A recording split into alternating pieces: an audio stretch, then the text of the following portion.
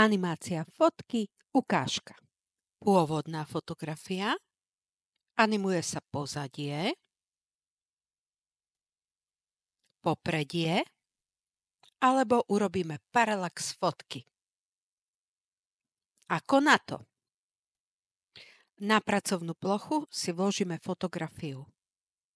Klikneme na ňu, pôjdeme na upraviť a použijeme zázračné uchopenie. Funguje to v Canve Pro. Kliknutím vyberáme to, čo chceme na fotke oddeliť.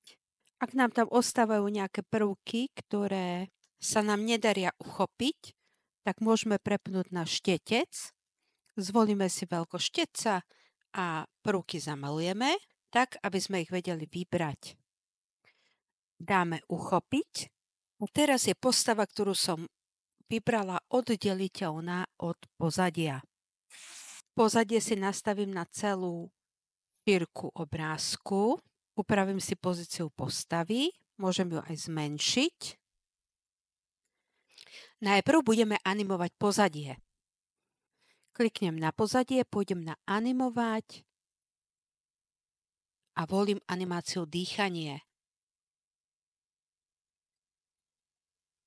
Môžete si zvoliť, či budete voliť dýchanie von alebo dovnútra.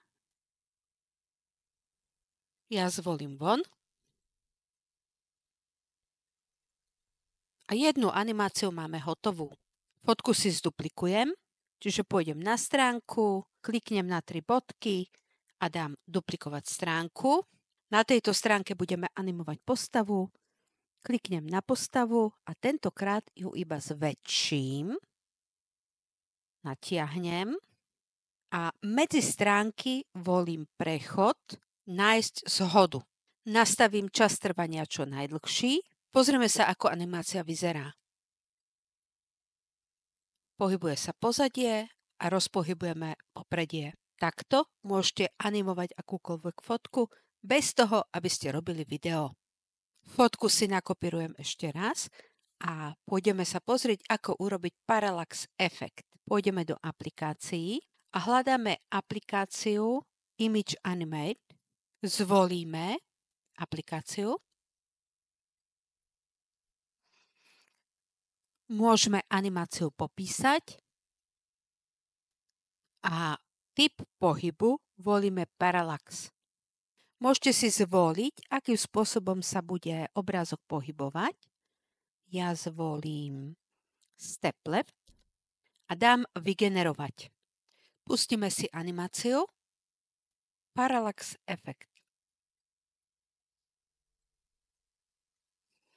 Animovanú fotku stiahneme tak, že pôjdeme na zdieľať, stiahnuť, stiahujeme video vo formáte MP4.